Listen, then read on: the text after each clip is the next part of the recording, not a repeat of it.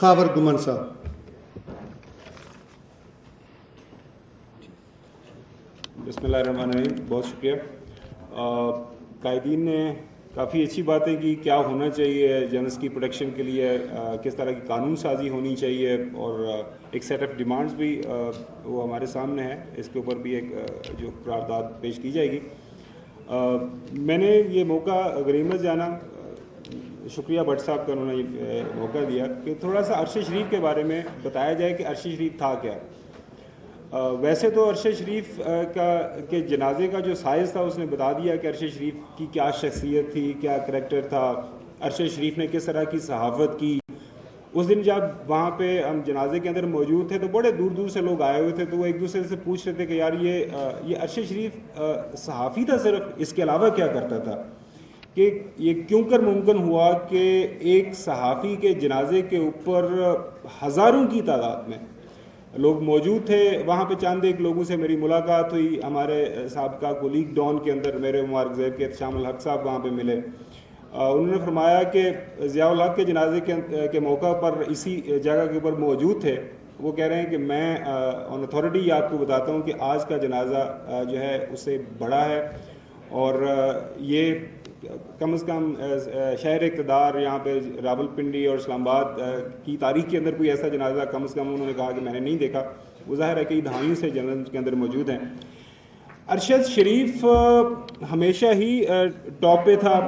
بڑے کم لوگوں کا علم ہے کہ جب اس نے ایف ایس سی کی اس نے ٹاپ کیا, میڈیکل کے اندر ان کے بڑے اچھے نمبر آئے.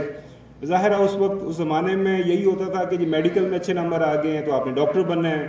والد صاحب نے ان کا میڈیکل کالج کے اندر ایڈمیشن کروا دیا, راولپنڈی میڈیکل کالج کے اندر. وہ سال سوا سال وہاں پہ انہوں نے پڑھا, لیکن انہوں نے کہا کہ یہ میرے بس کا کام نہیں ہے میڈیکل, مجھے کچھ اور کرنا ہے.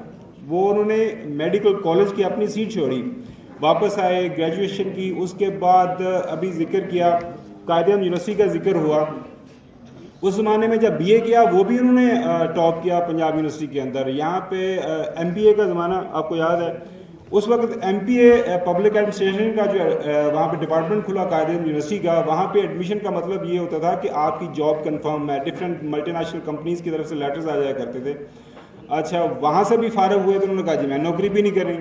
پھر ایک دن فراز ہاشمی صاحب کے ساتھ ان کی ملاقات ہوئی کسی جگہ کے اوپر, کوئی سٹوری ڈسکس کچھ انہوں نے لگوانی تھی. جب وہ سٹوری چھپی, اس سٹوری کا رد عمل دیکھ انہوں نے کہا جی مجھے یہ کام کرنا ہے. اس کے بعد سے وہ صحافت میں ہے. میری جو نیوز روم کے اندر پہلی ملاقات جس شخص سے ہوئی تھی اس کا نام عرش شریف تھا, اور پھر پچھلی 2 دہائیوں سے ہمارا تعلق رہا. ان کے نظریات کے اوپر آپ کو اختلافات ہو سکتے ہیں, ان کی رپورٹنگ کے حوالے سے آپ آرگومنٹ کر سکتے ہیں, لیکن میں آپ کو آنود یہ کہہ سکتا ہوں کہ ارشد شریف کی کسی خبر, کسی تبصرے اور کسی تجزیے کے پیچھے کبھی بھی بدنیتی شامل نہیں تھی.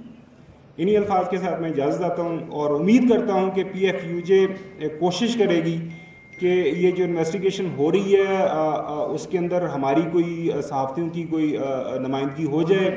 ابھی جب ہم یہ بات کر رہے ہیں تو ارشد شریف صاحب کی والدہ صاحبہ کی طرف سے ایک لیٹر ایشو کیا گیا ہے.